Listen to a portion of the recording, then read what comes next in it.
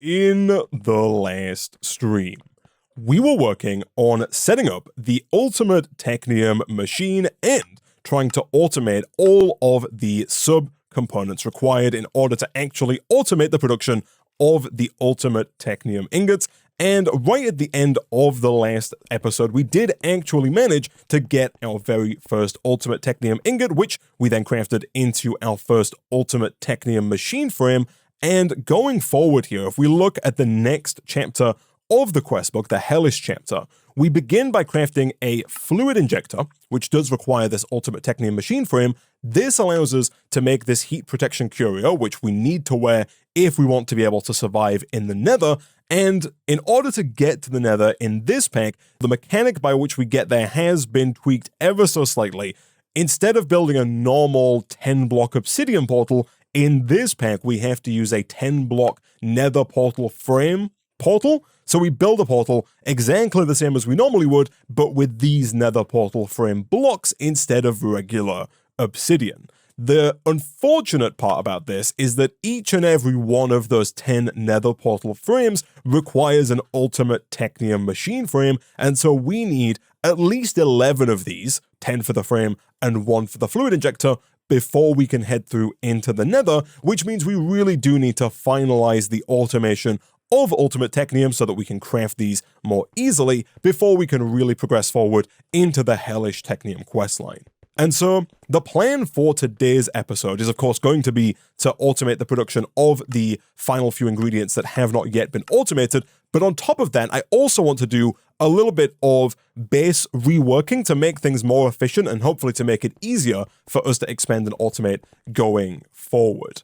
One of the things that I would like to do is I'd like to start trying to get rid of a lot of the haphazard mess of cabling that we have currently around the base. We've got 3 different systems. We've got the XNet system, we've got the Applied Energistics 2 system, and then we've got our basic universal cables. We can get rid of a lot of that wiring, and eventually I think we can also kind of get rid of the XNet cabling entirely, because Applied Energistics 2 does have the ability to move fluids around. And right now, this XNet system, not to be confused with the one that we're using for our reactor over there, that one can stay. But down here, this XNet system is currently only being used to move fluids. And I think going forward, it's going to be much easier if we do all of that movement with Applied Energistics 2, because it means we just don't have to have conflicting cables running all over the place, and we don't have to hop between both systems whenever we want to try and move items or fluids. Now, the downside to using Applied Energistics 2 is that unlike XNet, Applied Energistics is of course limited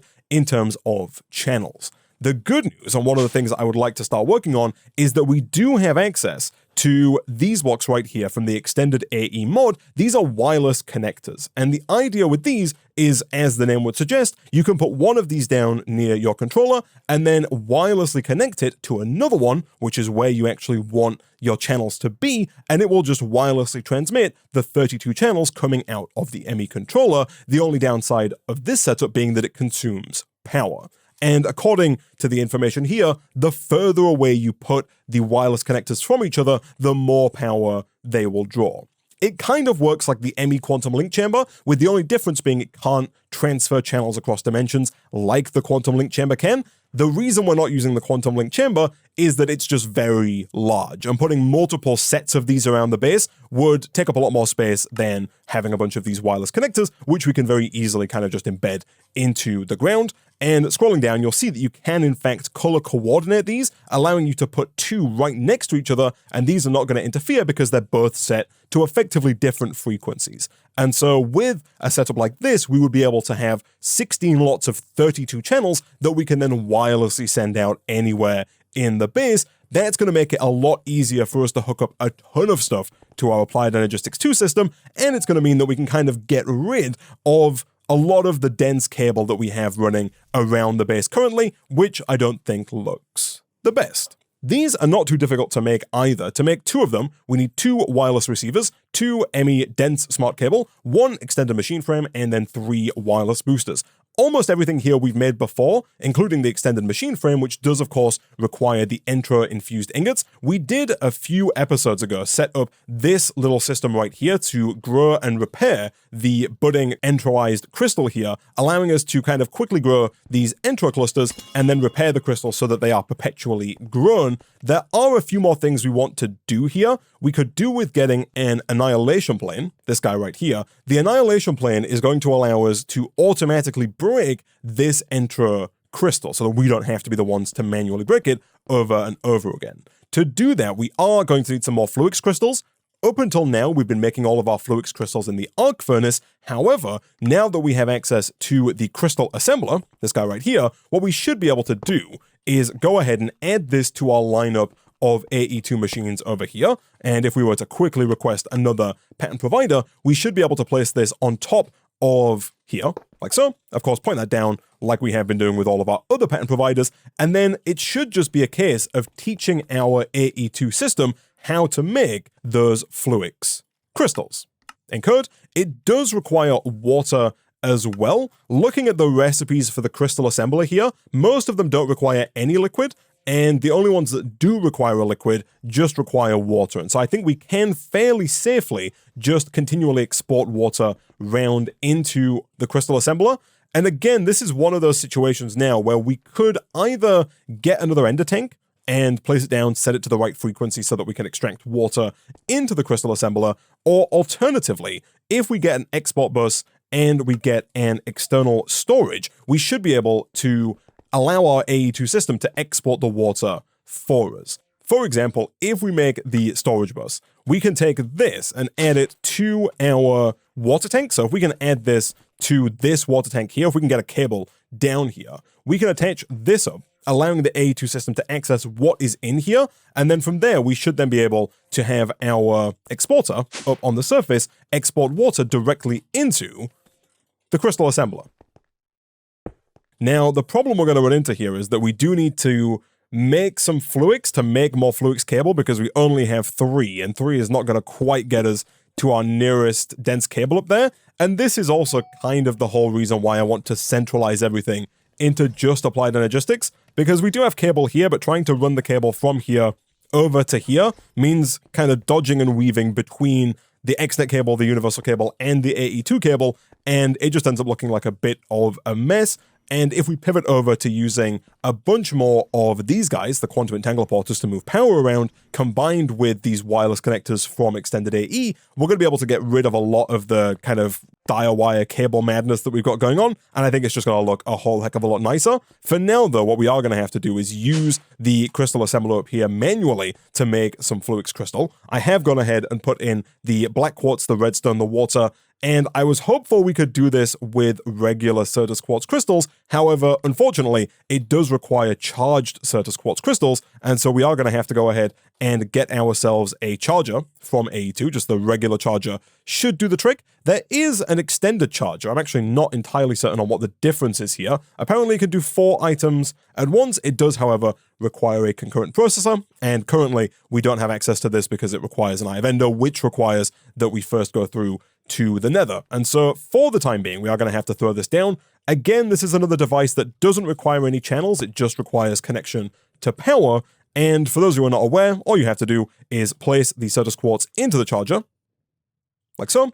And then after a somewhat random amount of time, it will be transformed into charged Certus quartz. The easiest way to tell is just by looking at the top. The texture does also change ever so slightly, but at the top there it does say now charged Certus quartz, and so we can take it out. You'll see that second one real fast. The third one, also pretty fast. Sometimes they transform really quickly, sometimes they take a little while. There's no fixed duration. One thing we could do here is we could put down a storage drawer like this. We could lock this storage drawer to charged Certus quartz, and then from there, if we just go ahead and extract from here, it's only going to pull out the charged Certus quartz because that's all that can fit into the drawer. And so from there, we could then also go ahead and throw like a hopper up here and just pump a bunch of Certus quartz crystals into the charger, and so now they'll be moved in automatically, and then as soon as they're charged, they'll be extracted. Going forward, we should definitely kind of solidify this with an actual setup, potentially over here next to the pre-existing Certus quartz crystal, so that we can always have a supply of charged Certus quartz, especially once we actually get the automation up and running for the fluix crystals here, because the automation for the fluix crystals is going to require a continuous amount of charged Certus quartz. The good news is, especially with acceleration cards here, we should now be able to make these fluix crystals very quickly. Those fluix crystals can, of course, be used to make us some more fluix cable, and that extra fluix cable can hopefully then be used to go ahead and connect up the external storage downstairs that is connected to water. Again, not a permanent cable. We will get rid of that as soon as we get wireless AE up and running. This, though, should now have access, I believe, to the water inside of that ender tank, and I think if we now go over to here, we have an exporter on the back. Let me also connect that up to our pre-existing cable over here, and if I'm not mistaken, we should now just be able to drag water from JEI into the output slot, and it should just export water. Nice. Okay, so I did have to run some more dense cable here to actually allow this to work, because we did once again run out of channels with all the stuff that we had connected up, but I do now believe that everything is kind of sufficiently separated, and again, I think hopefully in the not so distant future we're going to replace this dense cable with the wireless AE channels, so we shouldn't really have to worry about that too much going forward. But now if we were to go ahead and request, say, 10 fluix crystals and click start, we can see they very quickly got produced. They are made in sets of 8, and so it made 16, not 10. I have changed this to produced items will be auto-exported through any extraction side. I believe now the final thing we have to do is in here where it says output config, we have to set the top to enabled, at which point it's going to go ahead and push the fluix up into the pattern provider. You'll see the exporter has already refilled this with water, and we are good to go. And so now we do have access to auto-crafting with the crystal assembler, which can also actually auto-craft quite a few more things for us. Specifically, up until now, we've been making all of our processes using the inscriber, but we can actually make them much faster using the crystal assembler. And so if we were to go ahead and kind of re-encode a few recipes here for the calculation processor, the logic processor, and the engineering processor, we can then place those in above the crystal assembler, like so, and we can also take out the patterns in here, these three, and I guess just go ahead and kind of shift right click to clear those. And now if we were to request, let's say, 16 of these logic processors, they should be made much faster, because the crystal assembler not only is very fast in and of itself, but it can make 4 of them at a time, which is much quicker than the previous inscriber, which could only do 1 at once. This also frees up our current inscriber here to focus on making these circuits and other patterns, which again just helps with congestion when we're requesting a lot of stuff all at once. I did actually mess up these 2 patterns here. Let me quickly fix those. I put in the old patterns into the new machine. I need to put the new patterns into the new machine. That is thankfully a pretty quick and easy fix. We just need to re-encode the patterns for the engineering processor and the calculation processor. Now we have the crystal assembler, we can also teach it how to make these entro-infused ingots. Up until now, we've been making these by dropping the entro dust, the gold ingots, and the lapis into water, but if we use the crystal assembler, we can go ahead and make that just much faster and, crucially, automated. We can also re-encode this pattern, although I think we might actually have that pattern already inside of our crushing factory. Never mind, we do not. That is fine. Let me quickly teach my system how to crush the entro crystals as well. We'll throw that in above our crushing factory right here, and we'll of course throw this in over here. And then back over here, we were looking at making the annihilation plane. The annihilation plane is what we needed these fluix crystals for. Now that we have the fluix crystals, we can set this up. Now, it does require a little bit of a janky setup, but one that's not too difficult to do. Essentially, what we need to do here, we need to get another storage bus that's going to be used to house all of the entro crystals that we harvest. And specifically, we need that to be kind of the only thing that the annihilation plane has access to. So what we're going to do is we're going to use a quartz fiber to separate this onto its own network. Essentially, putting a quartz fiber down like this allows power to pass through the cable here, but doesn't allow any of the data to pass through. And so any of the channels that we put on this side of the quartz fiber are not going to be connected to the main network. And then from here, what we can do is we can throw down the annihilation plane like this, and we can even hook that up to power. Now, the annihilation plane isn't going to break this until it has somewhere to send it. That's where the draw comes into play. We're going to put our draw down, let's say right about here, and then connect it with the storage bus like this. At which point, we can then take one of our entroph crystals, place it into the draw, and we should see, look at that, the annihilation plane breaks the crystal because there is now a place to send it once it's broken, and if we go ahead and lock this draw, it is now going to continually grow the crystal, harvest the crystal, and place it into the draw.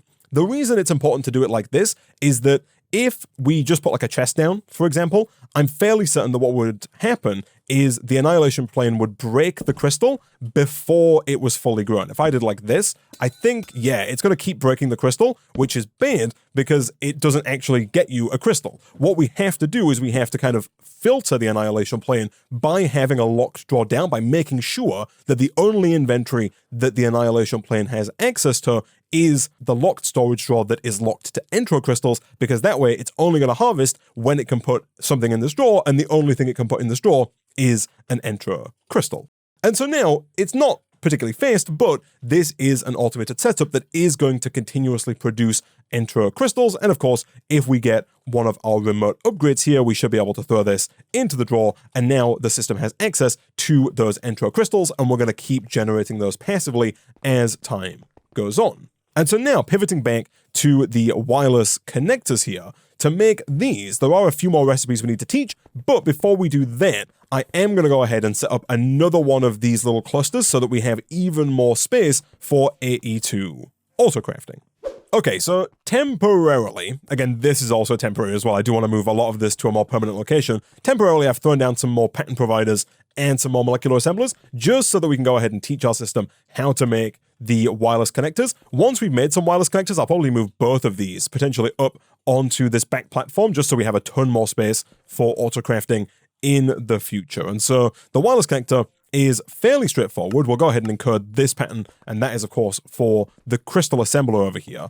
And then the rest of the patterns, I believe, are just things that we can go ahead and encode into the new pattern providers that we've made, and none of this really looks too difficult. The wireless boosters do require ender dust. I don't think we taught our system how to make ender dust before. We didn't, and we've actually run out of pattern space. We have enough pattern space to do one more here. This is one of those situations where as soon as we get access to the Nether, it is going to be useful to upgrade this to an extended pattern provider so we can have 4 times as many patterns available to that crusher. The extended machine frame is also pretty straightforward. We'll go ahead and encode that. And I think that's almost everything, if not actually everything, that we need. So if I throw this in here, can I request 2 of these wireless connectors? The answer is yes. Hopefully those are going to come in fairly quickly. I don't think there's really anything in there that takes a particularly long time. And once we have the wireless connector, what we should be able to do is go ahead and throw this down onto one of the sides of our ME controller. We are also going to need to get this ME wireless setup kit to allow us to connect the two together. I think we only need to make this once, and so I don't know if it's necessarily worth teaching this to the system, although to be fair, our system does know how to make pretty much everything that is required here. Let me request that wireless receiver. It does also require a singularity. Thankfully, I do believe that down here, this matter condenser has been chugging away making singularities since we set it up a few episodes ago, and so we do have a stack of them ready to go, which is very useful because otherwise that might have taken a little while to come through. And boom, we have our wireless setup kit. Nice. So I think all we need to do here is right-click onto the first connection, like this, and then I think we also just go ahead and right-click on the second one as well. So for example, if we wanted to put these down, let's say here, like this, we could put our other wireless connector. Also a good idea to make sure that you have a flight block nearby so that you can actually fly. I could have done a /home there, but I feel like sometimes I've been doing the /home recently and I just die when I land, so I'm going to quickly see if we don't have another flight block. We totally do. Let me throw that down, maybe like right here for now, so that we can come down here, place down this connector. I'm going to place it a little bit closer because the further away it is, the more power it does use. And now if we right click this, those are now linked and we should be able to pull dense cable directly from that connector. And back over here, if we take a peek inside of here, we'll get an idea as to how much power this is using. So currently these are using 813 Fe per tick, which is pretty high considering the rest of the system doesn't really use that much. Although to be fair, the 82 replication bridge that we have connected pulls 1,000 redstone flux per tick. That's this guy right here. Whether or not that's worth it, I think is up for debate because that's a decent chunk of our base's power going to something that, at least at the moment, we're not using. We might end up looking to use that later on in today's episode when we look to automate the unstable matter, but for the time being, what we can do here is we can make energy cards, and if the guide here is to be believed, that is going to reduce the amount of energy required. It does say here you can use energy cards to save power. Every energy card reduces the energy cost by 10%. And these don't look too difficult to make. If we go ahead and encode this recipe, it requires a dense energy cell, which is a little pricey. It requires 8 regular energy cells, but these are just some Certus quartz crystals, fluix dust, and quartz glass. None of that is particularly difficult. And so let me quickly take a look at how many energy cards we could theoretically put in here. It looks like 4, and I'm assuming we could put 4 in each. So if I wanted 8 of these, that is doable. We just need more charged Certus quartz. And so real quick, let me go ahead and actually do the automation that we should have done earlier. I'm going to quickly move this charger and this drawer, and I'll probably throw a downgrade in here just so that we don't turn all of our Certus quartz immediately into charged Certus quartz. But if, for example, we just extract directly from here into the charger like this, and then we extract from the charger into here like this, having this connected to the other drawers here that are already connected to the system means we don't have to put another upgrade in here, which is good. All we would need to do is go ahead and make sure that we disconnect here, disconnect if we can, kind of right there, which we can, and then make sure that this here is set to extract, and this here is also set to extract. And then, as I mentioned, I am going to go ahead and craft one more of those downgrades. We are having a bit of a problem with flint, as in our flint is not being made fast enough over here. I'm assuming that that's a problem with the rock washer not being fast enough. We could look at setting up more of those. It is also possible to make the flint using the enrichment chamber. I believe we can turn gravel directly into flint using the enrichment chamber. And so over here, if we were to do something like this, we should be able to kind of infuse our system with a little bit more flint. For now, we do only need the 2 to make the downgrade, boom and boom, at which point we could do something like this, and hopefully request those energy cards. Small tweak here, of course, this does require power, and so I've moved it up by 1 so we can do something like that. Now this does actually work.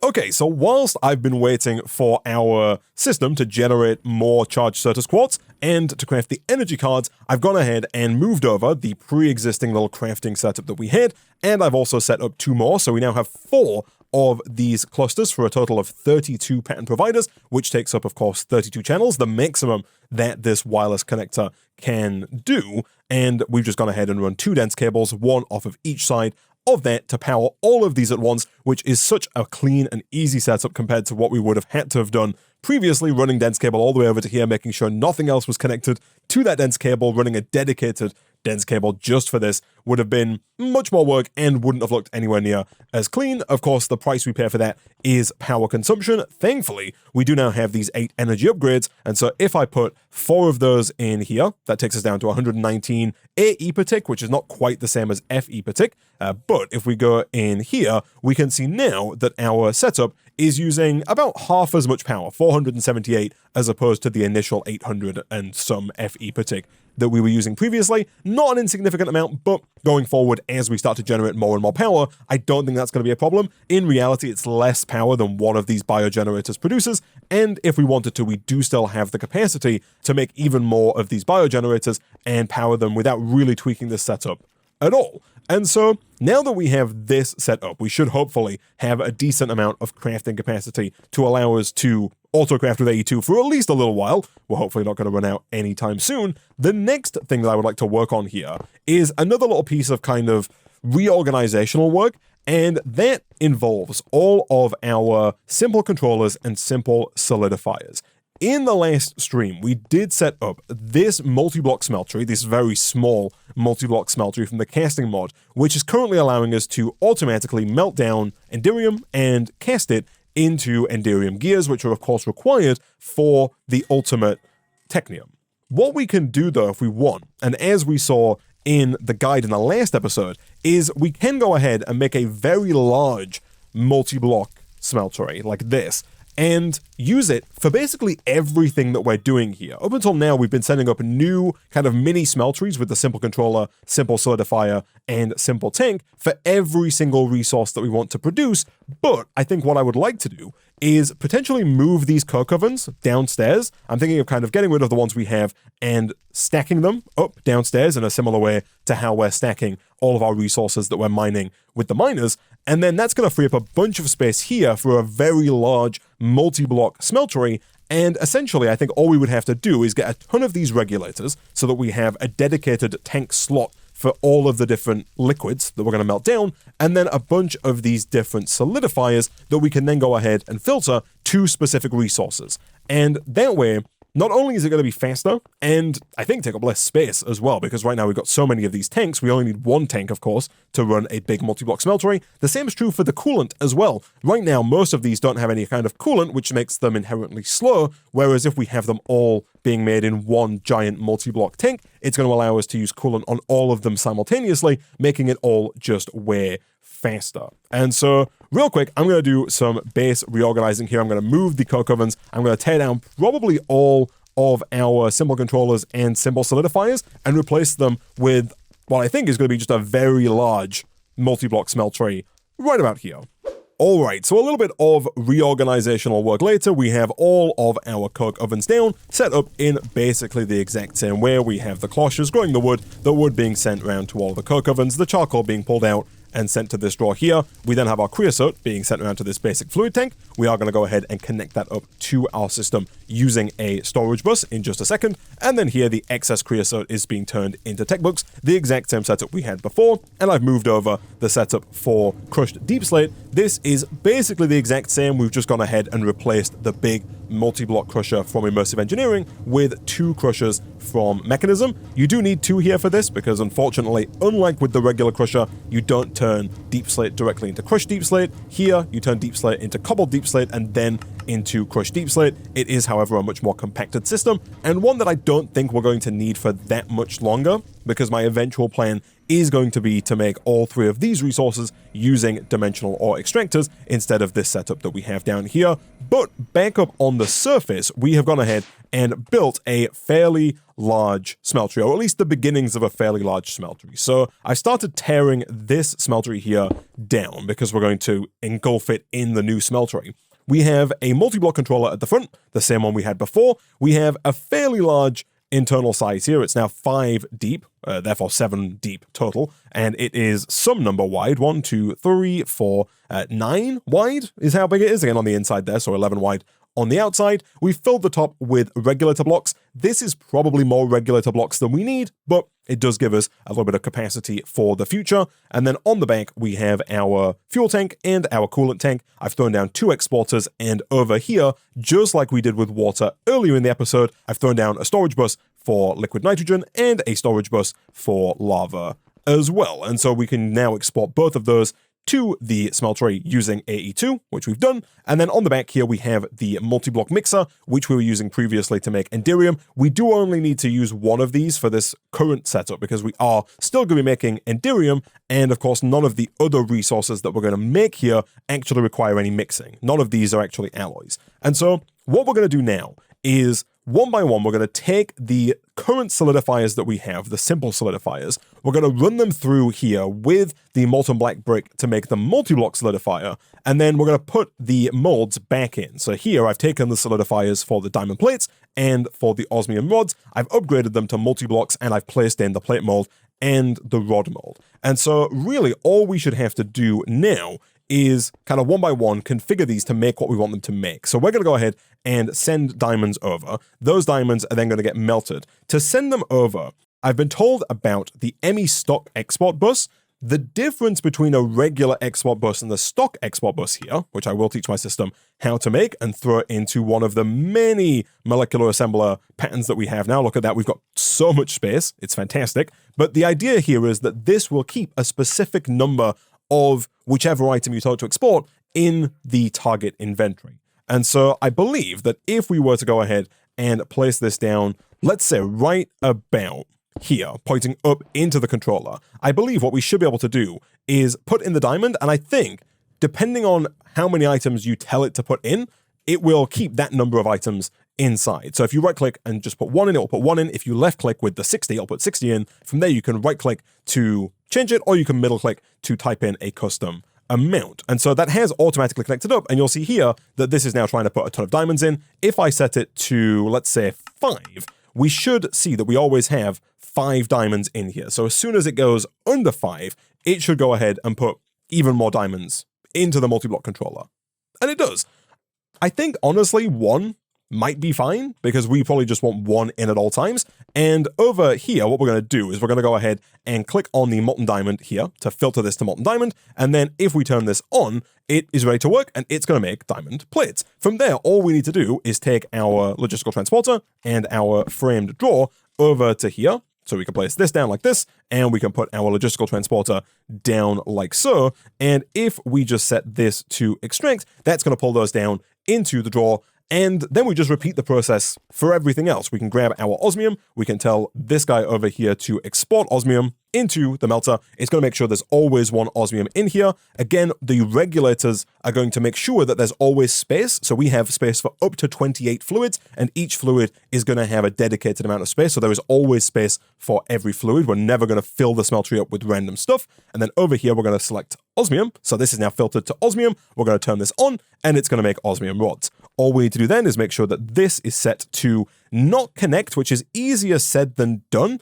It actually might be easier if we do color coordinate these. If I set this to, say, aqua, what we can then do is we can then put down another logistical transporter here and just make sure this is set to a different color. This one is for osmium, so we'll go ahead and set this one to, let's say, light blue. It doesn't really matter what color we set it to, so long as it's not the same color as the pipe next to it. That way they don't connect to each other. You can disconnect the pipes that are next to each other, of course, by doing this, but it's a little tricky to do once it's down, and I don't want the wrong items being sent into the wrong drawers. And so if we do this, it is now all good to go. Chet is right, actually. The drawers are filtered, so the wrong item can't go into the drawer anyway, so we don't really need to color these. We could just have them all connected simultaneously. But essentially what I'm going to do is I'm going to go ahead and continue to do this with all of the resources we currently have. So the gold gears, the aluminum gears, even things like the glass and the coal over here are all going to get sent around via this export bus, and we're going to have a dedicated solidifier for all of them. We might have to kind of wrap them around the sides a little bit, because I don't think we quite have enough space on the front. Although if we wanted to, we could put the solidifiers further up like this, put them here, and have the drawers, even further up from that. That would also work. But yeah, I'm going to go and kind of tear all of these down, upgrading them all, and putting them all into the new multi-block gigasmeltery. And there we have it, one big multi-block smeltery capable of processing everything that we were processing before. We have diamond plates, we got osmium rods, we got gold gears, we got aluminum gears, we have got nickel rods, we got silver plates, we got glass, we got treated wood, we've got enderium, we've got coal, we got copper rods, and we got stone gears, all being produced with the one controller and the one smeltery. Over here, these are all of the items that we are exporting, which I believe is making everything we need. I did go ahead and put yet another storage bus onto the creosote. So down here, we are hooked up for creosote, so that is also exportable, which we have done. The treated wood is the only one that's a little bit more complex, because over here we had to export the creosote, and over here we had to also export the dark oak logs directly into the solidifier, whereas the rest of these are of course just using a mold that doesn't get used up. But over here, this is making the treated wood, and so that is all now contained within the one multi-block structure, and we've now got a ton of space on our base for more stuff going forward. There is still a little bit of work to do here in getting things back up and running, because right now these are not being made anymore, and neither are these snowballs. I guess I could put down the pipe here and that would reconnect the snowballs back up to keep the clay production going, but I'm probably going to move the snowballs, the flint, and the bricks to somewhere else and kind of consolidate those all back together. Real quick here, what I want to do next is I want to move these metal presses. We have 7 of them, but I think we actually only need 5 of them, because I want to have 4 down here for autocrafting, like we already have. And before, we set 3 of these up, 1 for enderium gears, which we're now doing in our multi-block smeltery, 1 for platinum rods, which it turns out we can also do in our multi-block smeltery, and so I'm almost certainly going to do that. We already actually have platinum being exported as part of the enderium craft, and so it should really just be as simple as getting another simple solidifier, turning that into a multi-block solidifier over in this solidifier, boom. And then over here, we can do the exact same thing that we've done for all of our other components. We can put this here. We can grab a custom drawer, which we do not currently have. And I think my drawer setup here is empty as well. It totally is. That's okay. We can grab one from over here. And if we throw that down like this, in here, we can try and select platinum again. It does get more difficult the more stuff you have in here, but if we select platinum, we can go ahead and put in the rod mold, turn this on, that's going to start making platinum rods, and then all we would need to do is extract from here, making sure that this is set to extract, and I've been color coordinating these. It's really not necessary to color coordinate these, but it does stop them from connecting, and I think it also looks a bit nicer with them color coordinated as well. And then from there, all we need to do, of course, is make sure that this is locked to platinum rods. As with everything else, I will also make sure there's a downgrade in there. Again, might not be necessary, but I don't want all of our platinum being turned into platinum rods, at least not just yet. And so, really, over here, the only metal press we need is for cyanite, because unfortunately, the cyanite plates do have to be made with the metal press. There's no other recipe. You can't do it with the multi-block. And so, what we're going to do, I'm going to take 5 of these metal presses and move them over to here. There's actually 1, 2, 3, 4, 5, the perfect space to leave a 1-block gap either side. So I'm going to move these over to here, and then I'm going to show you the kind of workaround to stop the metal press spewing cyanite plates out into the world once the drawer fills up. So once we've moved the metal presses, these are all set up in the exact same way. We've got the gears in here. We have the wire in here. That's not where I wanted to send that. Give me just a second. We're going to put that back in here, and then we've got rods and plates here, which I currently don't actually have any patterns, but eventually will do. And then on the end, we have our metal press that has a drawer at the end, and the idea here is that if we make the redstone upgrade, this one right here, this is going to allow the drawer to emit a signal depending on the fullness of the drawer. And so what we should be able to do is also then get a comparator, and the idea here is that we can potentially pull a redstone signal from that drawer. And then it's a little bit awkward given how close we are to the edge of the platform here, but I believe that if we grab some redstone, we should then just be able to run this kind of around like that to this part of the metal press. And now, if this gets full, it should turn the metal press off. For example, if I put in 64 redstone, we can see it emits a redstone signal. It's not going to quite hold 64. It's going to turn off well before 64. I don't know what the exact number is, but for the most part, it really shouldn't matter too much. It looks like the answer is like 14. Let me see. If I take out, we could take out the downgrade. We could also, as we did earlier with our diamond drawer, we could actually go ahead and put in an upgrade. Speaking of the diamond drawer, we can kind of fully shut this down now, to be honest. I'm going to turn off the purifying factory here because this has 119 diamonds, but you'll see we have 1,600 diamonds because our dimensional extractor downstairs is doing a lot of work for us. In here, I'm going to take out both of these upgrades, and if I throw this upgrade in here, that of course increases the maximum capacity of the drawer to 256, and so now if I put all of these back in, you'll see that putting in 60 takes it to power 1. And so now this is going to keep a backlog of approximately 60 cyanite before it turns off the metal press. And so I think what we should be able to do is go ahead and essentially tell this here to export cyanite continuously. And then, of course, we don't actually want this to be locked to redstone. We want it to be locked to cyanite plates. So we'll do something like this. That is not activated currently, which is fine. We do need to provide power to this. Let me see if I can't get another quantum entangleporter requested here.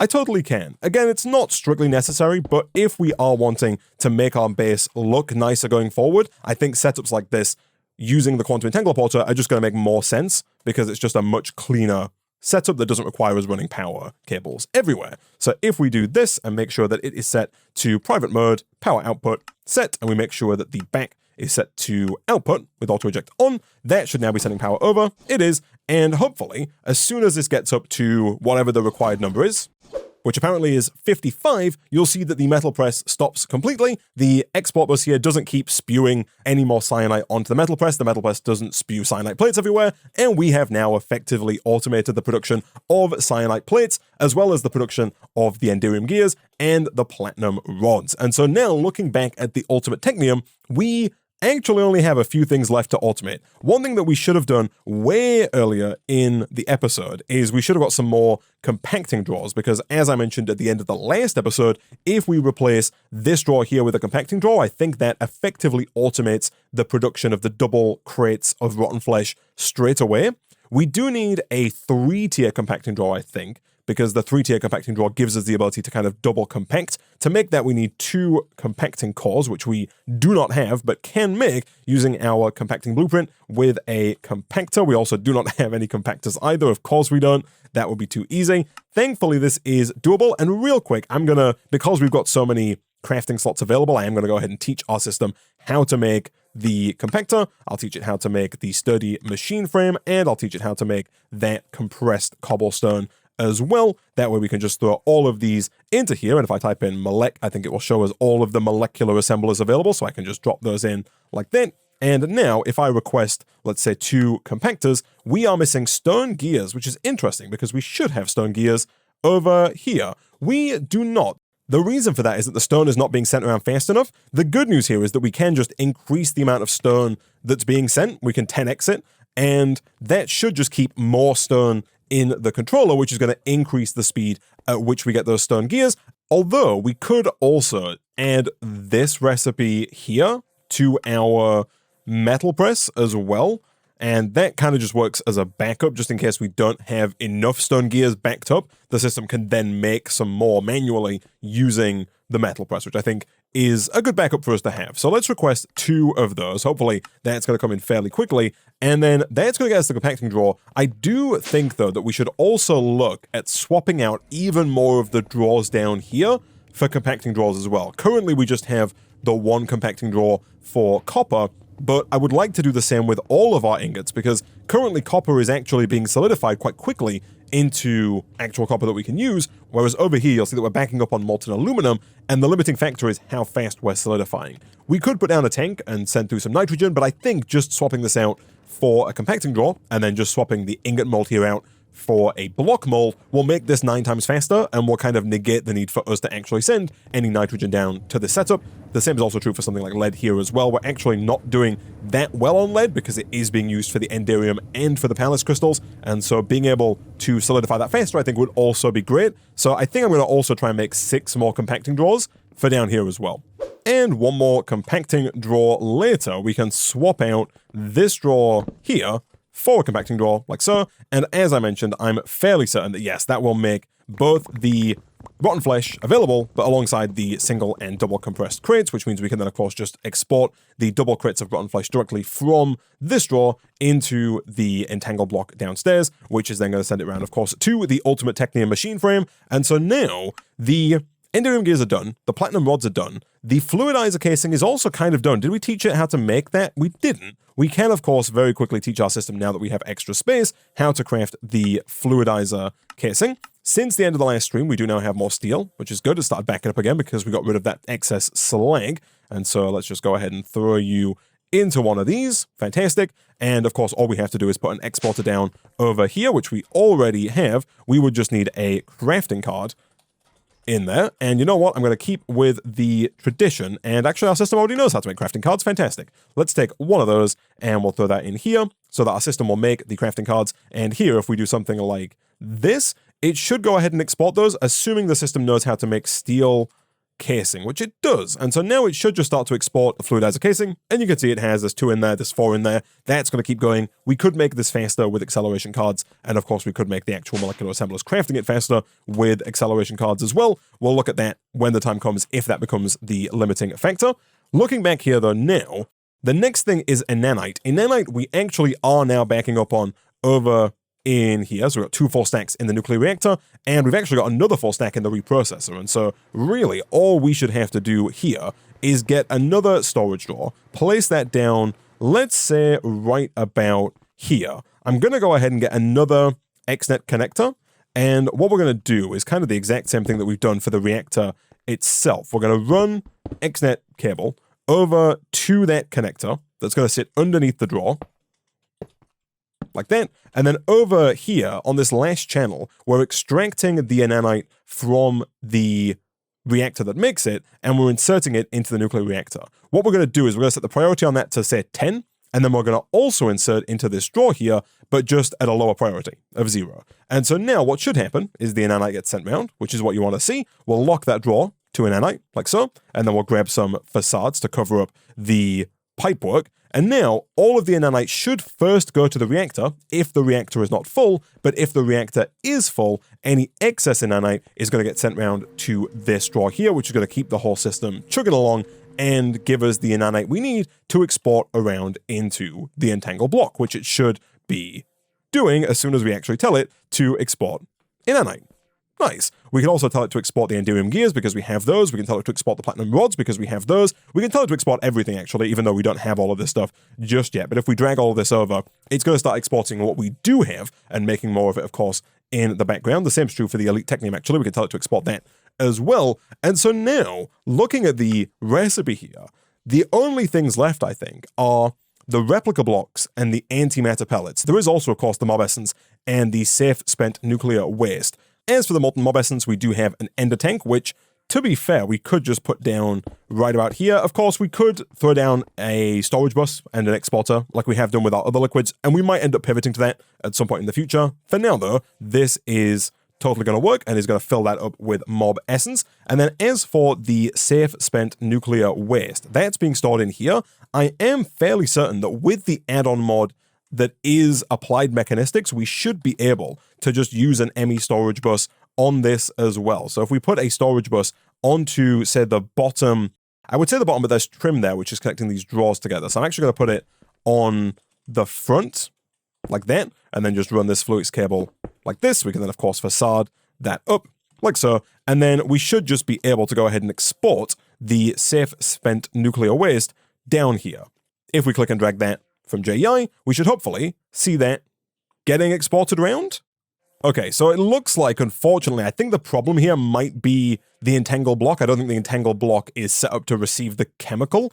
What we can probably do, though, here is just use a quantum entangler porter, or should I say a pair of quantum entangler porters here, to move the chemicals around as well. So instead of using the storage bus here, we can actually go ahead and break that, use it for something else in the future. We can instead just put down a quantum entangler porter here and put down another quantum entangler porter either under or on top of the elite technium machine frame, and then just use that to move the chemical. I think that's going to be the cleanest way for us to do it without running a pipe over. That should be pretty straightforward. We can throw this down, go back to private. We'll call this one safe spent, and we'll give that a tick and set. And then from there, we just want to make sure that the back of this is set to input, which it is. In here, we want to make sure this is set to output at the front with auto eject on, which it is. And so now you'll see at the top there, we do have safe spent nuclear waste inside of this quantum entangler porter. And then, of course, all we need to do is take the other quantum entangler porter, and over here, I'm going to go and hide it right about there. We're going to set this one to the same frequency, so private and safe spent. And then if we set the top here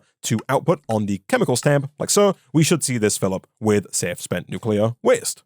Nice. And so now we are just missing, at least in terms of automation, the antimatter pellets and the replica blocks. And so the replica blocks are definitely the easier one for us to do here. What I think I'm going to do is just get another loot fabricator. I might have to shimmy some stuff around here to make it work, but I think I'm going to get another loot fabricator and basically distribute the enderman predictions. You'll see already we're getting too many because our ender pearl drawer is full, but if we get another loot fabricator, we can send the excess enderman predictions to that, start making more of the simulation pearls, and then just teach our system how to crush those down and smelt them into replica ingots. I'm probably also going to move the replication setup over to the back wall here to give us a bit more space going forward, because one thing that has also been pointed out to me that we can do now is we could look at getting a cow data model, which is going to make it a little bit easier and faster for us to get leather, meaning that we can kind of retire this setup here for this ersatz leather and instead use the cow data model to make regular leather much faster, and also in maybe a more compact way as well that's not going to require an ever-increasing number of cloches to make things faster. That is not super high on my list of things to do just yet because we are nicely backed up on leather, but real quick, I'm going to go ahead and set up another loot fabricator. We might also finally need to get a energized smelter up here. Right now we have this combining factory, which we have been using, but we haven't been automating, and I don't really think we need to automate. What we should probably do, though, is get a energized smelter down and get a processing pattern on top of that. It's also definitely going to be well worth getting some installers for that as well. Speaking of the installers, I do think it's going to be well worth just teaching our system how to make these installers so that we have them available in the future. We can just request them to turn any one of our mechanism machines into really any tier of factory. I see no reason not to encode this all the way up, because if we wanted to, we could make a lot of our mechanism machines here much faster than they already are by requesting, let's say, an ultimate tier factory installer. You do have to go through all of the tiers to get to the highest tier. You can't just go straight to ultimate, so you would have to start with basic, move up to advanced, then elite, and then ultimate. But if we wanted to, we could make a very fast smelting factory very quickly with those installers, and that's going to allow us to auto-smelt a lot of stuff that we've kind of been doing manually up until now over in our triple compressed blast furnace and triple compressed regular furnace, which works, but is definitely not the best solution going forward. So here, it kind of should just be as simple, I think, as teaching the system that it can smelt replica dust into replica ingots, incurred. That's going to go up above the energized smelter. As per usual, make sure this is set to both input and output with auto eject on at the top there. And then the only other step of the process is teaching the system how to make the actual blocks of replica, which we can then throw into any one of our molecular assemblers, like so, and also teaching it how to make the replica dust by crushing the simulation pearl. This is definitely where it's going to get a bit more dicey, though, because as we saw earlier, we are fully out of space inside of our pattern provider here. And in fact, what I might do, given that that's kind of the only purpose, I might just get a dedicated crusher over here with a dedicated drawer so that we actually back up on the replica dust. And along the same lines, I guess if I'm going to do that, we could probably get rid of this pattern as well and just get another smelting factory and just back up on the replica blocks, maybe even just going into a compacting drawer as well. I think that's going to make more sense than continually using our crafting CPU capacity to do something that we know we're going to have to do basically endlessly. So I've made another compacting drawer. This one is one of the 2-tier compacting drawers, not the 3-tier ones, because I'm fairly certain that that's all we need. So here, I've moved the Enderman simulation chamber over to the end here. I've got a second loot fabricator, so now we have the Enderman predictions being distributed between the 2 loot fabricators. One, of course, is still making ender pearls. The other one is making the simulation pearls, which are then being set down to the crusher here, which is then sending them through to the energized smelter, which is pushing out the replica ingots to the front. So now, I think it's really just the antimatter that we need to work on, because in here we should hopefully start to see things getting exported, of course, as soon as this is connected up, which we can do with a little bit of trim here. We do have 3 framed trim. For whatever reason they're deciding not to stack, that's fine. If we do something like this, and like that, that should bring those replica blocks into like system-wide availability. It totally does, and so those should now be available for exporting down here. Okay, so I had to change the scheduling mode here. I'm not quite sure why. This says export the first item until the network is empty, then try the next ones. That's the default. Changing it to export using round robin mode, I guess, kind of checks all of them. I'm going to go ahead and change all of these to round robin just to be on the safe side, so it's going to kind of check everything and make sure everything is being exported. But that totally works, and we are now exporting the replica blocks to here as well.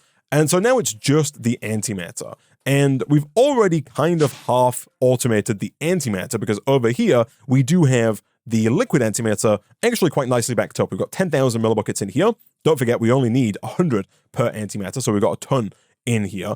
And we have a further 61,000 antimatter in here, and we're fully backed up on polonium and plutonium with even more backing up in these drawers. So we've got a ton of antimatter available. All we need to do is get unlimited unstable matter, which is definitely easier said than done. So the unstable matter, of course, is made over here using the replication system, which I have moved over to this back wall. And so here, what we're going to need to do is we're going to need to make sure that we always have enough of all of this matter so that we can kind of continually make unstable matter and export it to the ultimate Technium machine. So I think our best bet here is probably going to be to just make sure that we always have a ton of the different matters that we need. Essentially what I'm thinking, first of all, we need to reconnect this up to power, and in line with my recent thinking, I'm just going to request another quantum entangler porter and put it down here so we don't run another universal cable over to here, and I'm going to try and slowly but surely get rid of all of our universal cable as we go forward. Of course, if there's a short distance to run, we can run from a nearby quantum entangler porter, but the idea is to not have universal cable just kind of everywhere all at once. So let's do a quick one of these. I've also not gone ahead and put down the AE2 connection bridge because I don't think we're going to need it. I think what I'm going to do here is I think we're going to get a list of the items we'd like to export, and I'm going to make a few more of these disintegrators.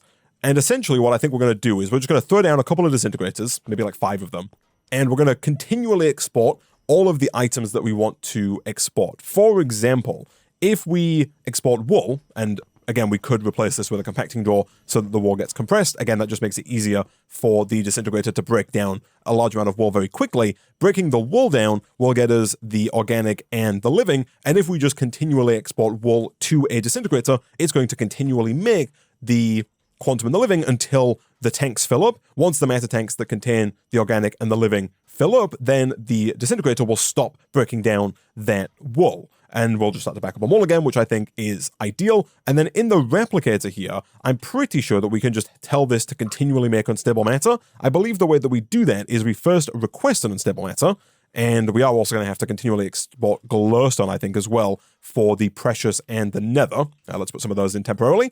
Of course, we do have to make sure the power is set to export there so that this actually does get some power. There we go. Now these are actually working. Once we get that unstable matter, though, I'm fairly certain that we can put it in this kind of infinity slot inside of the replicator, and it will tell the system here to just continually make unstable matter. And so now, whenever there is enough matter to make unstable matter, it's just going to make that unstable matter. And I think from there, we could actually just go ahead and throw down a storage drawer, grab a logistical pipe, and just extract from the replicator into that framed door, and it's going to store the unstable matter for us. So if we do something like this and like this, of course, making sure not to connect to the quantum entangler porter, like that, we can set you to extract, and that's going to pull the unstable matter, I hope, out of there and round into here. And it totally does.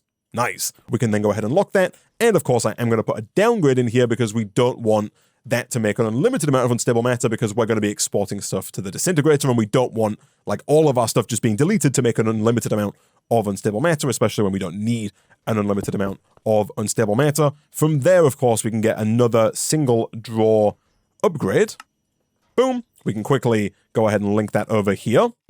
Boom. And if we throw that into our drawer here, that should go ahead and export the unstable matter to here if we have set things up correctly, which I think we have. Did we tell this to export unstable matter? We did not. That is because we're not exporting unstable matter, Isaac. We are exporting antimatter. So over here, we actually need to export the unstable matter to the antiprotonic nuclear synthesizer. For that, we need probably another export bus, and then I guess also another drawer with a downgrade as well. So let's take you, and let's take our last downgrade. So here, what I will do is I'll put the export bus, I guess, just on the side like this, because I'm fairly certain that's going to be close to a pre-existing cable. It is indeed. Fantastic. Here we can tell this to export unstable matter. That should export it. It totally does. And then from there, all we're going to do is we're going to go ahead and extract from here. I don't know if we can auto-eject. Never mind, we totally can. And so if we just set the front to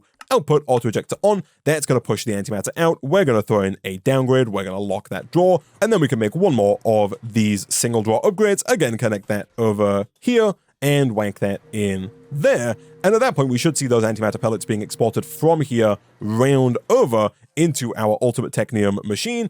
And eventually, we're actually going to start to make some more advanced technium. Of course, we do need 4 antimatter pellets per ultimate technium, so that's going to take a minute. But real quick, what I'm going to do now is I'm going to go ahead and make a few more disintegrators, and I'm going to figure out what resources we need to be actively exporting to continuously make unstable matter.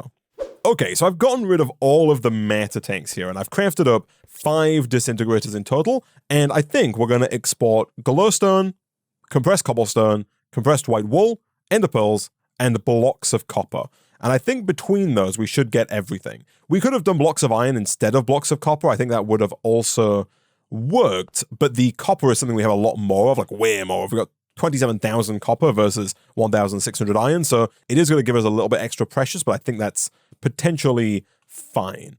I believe this should be connected up. It almost is. Let me do a quick one of those. That should start exporting the copper. It totally does. We might need some acceleration cards there to export things faster. The compressed cobblestone is hopefully fine. We should have a lot of cobblestone. Hopefully it's coming in fast enough. Boom.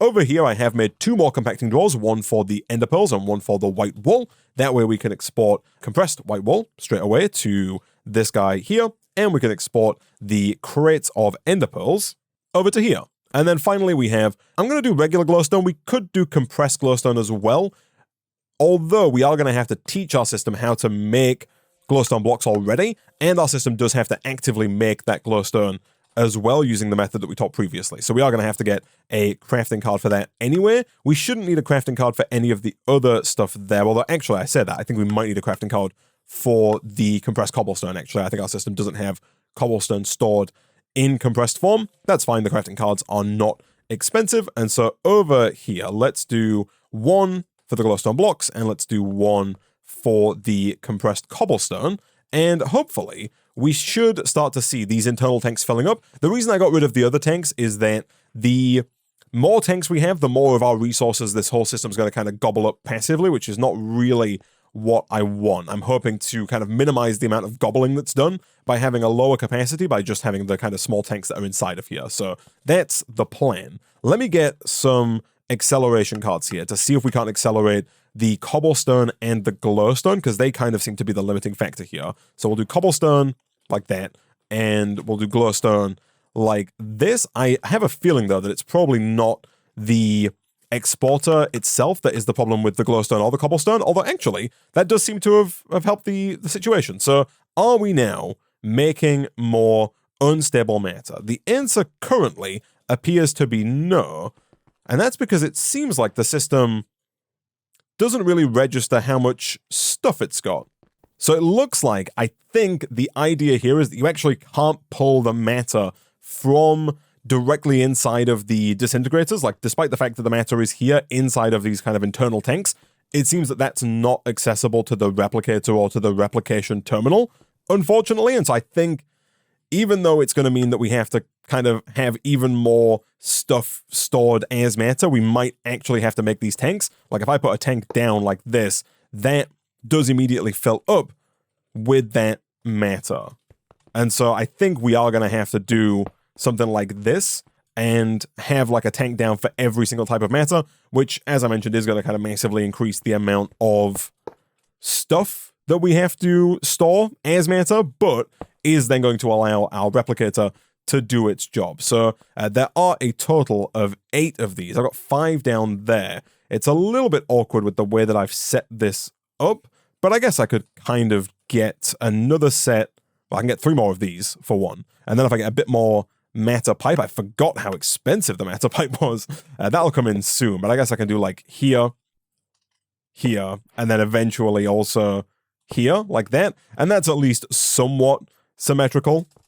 And then hopefully with all of those down, over here, we can start to see this replicator going. We could make more replicators as well if we wanted this to come in even faster, like if we wanted to make the unstable matter faster. I think making more replicas really is the only way to make that quicker. How hard are the replicators to make? They are really not that difficult, actually. We do have a decent amount of replica ingots lying around, and so it's not going to be that hard for us to make more of these. And if we wanted to, of course, all we would have to do is maybe potentially just put this down like this and throw the next unstable matter that comes in into... Actually, we have one right here, like that. And now both of those are going to be able to work simultaneously on doing the same task. And so for that, all we would need to do is put another cable down like this and make sure, again, that is set to extract. I did break an XNet cable there, but I actually have no idea where that XNet cable was going. Oh, it was going over to here. This is where we're making fluorite dust, and we're using brine. Again, I'm going to put the XNet cable back down for now, but I would very much so like to replace that with an AE2 exporter in the very not-so-distant future so that we don't have to do stuff like this, because it looks a little bit janky, but for now, it is going to keep our whole system working. The good news, though, is that with those matter tanks down, I do believe that we are now at a point where we should be continuously producing ultimate Technium Ingots. If we go and check over here, we might even have one. We totally do. And look at that. We've got 9 antimatter pellets fully backed up. We're actually limited by mob essence, of all things. We've got 15 buckets there out of the 32 that we need, which is surprising because I would have assumed that we have a decent amount of mob essence down here, although this is not turned on. for some reason. If we turn that on, that should bring the mob essence back online, and that should go ahead and make us even more ultimate Technium ingots. And it totally does. Nice. And so I'm actually not too sure what the limiting factor is gonna be here. We'll find out, I guess, as time goes on, but we do now have these ultimate Technium ingots actually coming in automatically, and so our systems are working and things are being produced. We do still have some more work to do, of course. I still want to find like a permanent place for this little setup, and there's also a few things like this setup here, and of course the setup for clay that do need moving to make sure that they can actually start working again, because right now these are offline and not producing the things they need to produce, which means things like our basic Technium are not being produced either because we don't have those bricks, but most of those are fairly trivial tasks to complete, and it shouldn't be too difficult to get those going. We are also almost certainly going to need to get quite a few more Enderman data models because we have almost immediately burned through all of our Ender pearls. We're still burning through copper, which is fine. We got a lot of it. We're still burning through cobblestone, which is also fine. We have burned through all of it, actually, and we've burned through all of our wool. And we've backed up on quite a lot of this stuff, but you'll see Ender is definitely a limiting factor. Glowstone is also a limiting factor. The glowstone is being made from nickel dust. How are we doing on nickel? We're doing fine on nickel. I did put down those compacting drawers that I mentioned earlier, and so we are now able to produce some of these resources a little bit faster. You'll see we're no longer backing up on aluminum or lead. Instead, we're actually backing up on the ingots, which is good, which we weren't doing earlier. So I'm happy to see that. But there's definitely some tweaks to be made, and we definitely do need more Enderman data models specifically to get more Ender pearls, because right now we have 0, which is not ideal. But the good news is, of course, that we are making ultimate Technium ingots, and so next time we'll come back. We'll, of course, continue to tweak the base. I do want to get more of the wireless A2 connectors, like this guy over here, so that we can get rid of more of the dense cable that's running everywhere. For example, this cable here, I'd like to get rid of this and just have one wireless connector. But to do that, we could really do with getting more power first, because of course our system is using a decent amount of power.